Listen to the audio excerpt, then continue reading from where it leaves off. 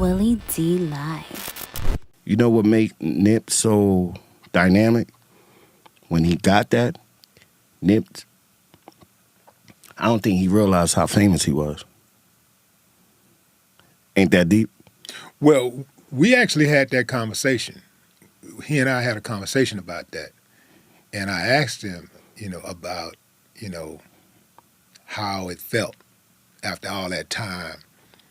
How did it feel to have that shine on him now, And he was like, man, I've been doing it for so long, man. I don't even know. Yeah. Yeah. What really gave Nip the oomph, I remember getting signed to Sony, and then something went wrong, and he had to do it again. That's when he recreated the whole theme, the marathon, right? Mm-hmm. Right, and that's what gave him his edge when it was snatched away, and he was like, man, what I'm gonna do now? And he went back to the mixtape formula, you know what I'm saying? And that's when he took off, and Atlanta came to sign him. Yeah. So yeah, I mean, you gotta, when it happens so fast, especially for the young kids, and it's with anybody. Like, I done got stuff snatched away from me, you know what I'm saying? That's I have to start all over again. When you don't go through that, you're not as humble as the next person that went through that. So that's what it is. Yeah, and you are a lot more careful because you know that you could lose it all. Oh, yeah. And it took you that long to get it. It's like you ain't trying to lose it. You're not trying to lose it overnight. It took you that long to get there.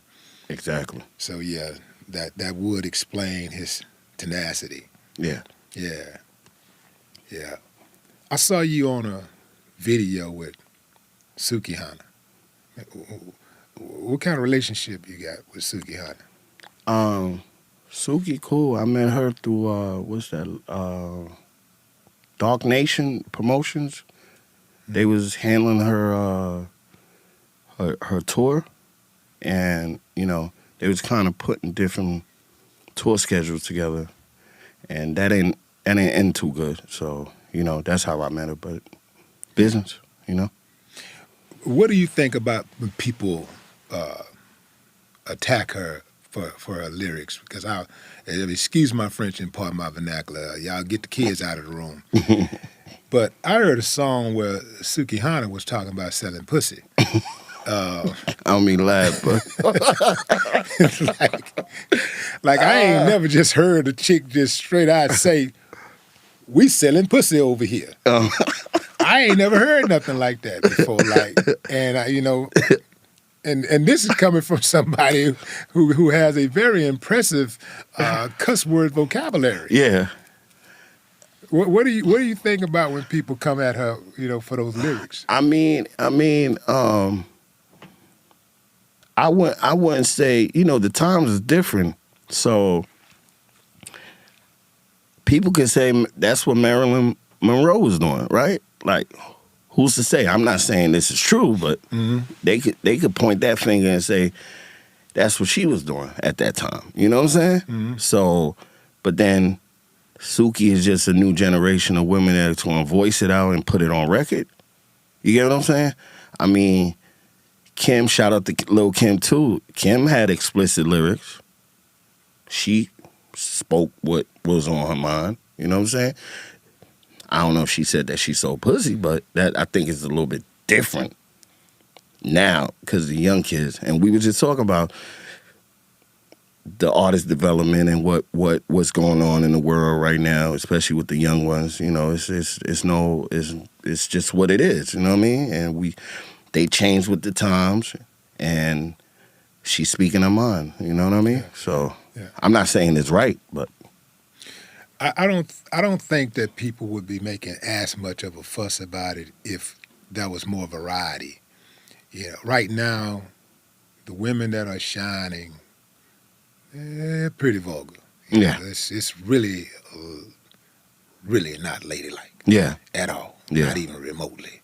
And I think that's the biggest issue that people have because you know, those little girls out there are impressionable, and they are out there twerking and doing all this stuff at 2 years old. I saw Not at 2. At 2 years, I saw a video. Little girl had a pamper on. I swear to God, little girl had a pamper on. You got to blame them. you got to blame the parents on that Her one. daddy walked in and, Yeah. you know, like, Yeah, of course. shut that down real quick. Of course. You know, popped on a button, Yeah. shut it down real quick. Yeah. But it's crazy. Then I saw another video of this girl who was talking about selling her body and tricking men and stuff. And her daughter was right there. The daughter looked to be about maybe 6 or 7 years old. Mm-hmm. And the daughter was going like, that's right, that's right, that's right. I'm like, man, damn, this is really wild. I really do feel like we're in the Twilight Zone here, man. Wow. Like I don't understand why they don't understand that, you know, there's levels to things that you do and things that you say. Mm-hmm. And early exposure could lead to something really, really bad for a child. And I don't think a lot of these parents really understand that. I was making music that people considered to be gangster rap and all of that, and I was cognizant of not letting my kids hear what I was saying until they got to be a certain age where I could explain to them and they could explain to me what they were hearing, you know, and what they were getting out of the message. Yeah. Yeah, so you got kids? Yeah, I got a 3-year-old, so I can relate to that You got a boy? discipline. I got a boy, yeah. You know how I knew you had a boy? Huh? Because if you had a girl, you would have said, I got a 3-year-old daughter. Oh, yeah. Absolutely. It's different. Totally different. Daughters are, It's something about them daughters, yeah, boy. absolutely. Like, yeah. Absolutely. You know, I always thought that men, first child should be a girl. And the reason why I say that is like the sooner you get a girl, you the change. sooner you're gonna have more respect for women. Yeah, absolutely. You know, like it's different, bro. Like when you get a daughter, immediately you start thinking about how you treat other women and what you say, you know, how you address them. And if you're not a hypocrite, then you want other people to treat your daughter with that same type of reverence, you know, same respect, right? So when you have a daughter, also, when you have a child, period, it makes you want to live more. Yeah. But it's something about that daughter, though, Yeah. that really make you want to go in, like, and be there. Facts. Yeah. Facts. And your son is you say 3? Mm-hmm. What are you hoping that he would be? If you had in a perfect world for you, what would you want him to grow up to be? Productive. And not be a statistic. You know? Yeah. And, you know, not walk through certain paths that I walked through or had to walk through. You know what I'm saying? Yeah. But my child's a star already, though. He like 3 going on 5. You got an Instagram page for him? Nah, not yet. No, not yet. I want him to choose that. But it's in him. I can see it. Yeah. Yeah. He know every little baby lyrics. He's rapping it. You know. You talking about murder? Huh? You talking about murder? Nah, he ain't saying no murder. Like, he stops. You know, he's so clever at 3. When a curse word come on, he doesn't say it. He mutes himself. Okay. Because he know I be on his ass. Yeah. That's, you know what I mean? That's a Yeah. clever, I said it, my son is smart. He'll rap all the clean lyrics. When it come to the dirty one, he stop. He don't say nothing. That's deep. Are you concerned about him being a young black male in the United States of America? Oh, for sure. For sure. How do you envision like really like raising him and to make sure that he avoids some of the pitfalls and these traps that are out there set specifically for black males? For me, I'm gonna be honest with you. As an OG yourself, I think for me, I'll take my son through the rips of showing him the realities of what a child will go through laying in the morgue, and what you know what I mean, like that scared straight tactic. If I could take him into the prisons and jails and show him what can happen if you start gangbanging and think that, that ego. Remember, it's the ego we got to protect in our kids. So, and what can happen to you in the streets if you choose that route. You know what I'm saying? So I'll go that deep and take him to the morgues and take him to the prisons, and you know what I'm saying, for him to understand how real it is. Yeah.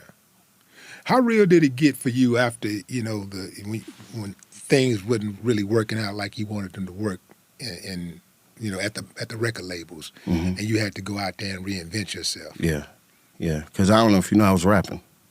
I didn't know that. Yeah, I was rapping myself.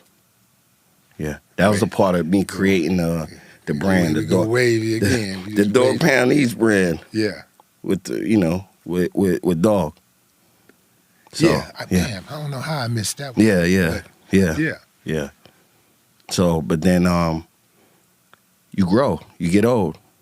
You start growing gray hairs and stuff, and you start realizing, like, man, I can't be rapping at a certain age like that if it ain't ever started. You know what I'm saying? Yeah. So you pivoted to promoting and really working with artists, like doing the walkthroughs and the promotions and stuff, right? I think what really did it for me to look at it from a behind the scene perspective was when my little cousin, little big cousin, I say, when my cousin got on OT Genesis. Man, I ain't know OT was your cousin. Yeah. Y'all first cousins or second or what?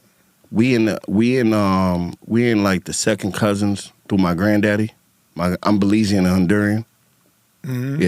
Yeah. My granddaddy was Flores. Not to put OT government out. Yeah. He was a Flores, so he's a Flores. Man. Have y'all did any collabs together? No. When OT was rapping, I already had stepped back behind the scenes by then. You know what I mean? So I never,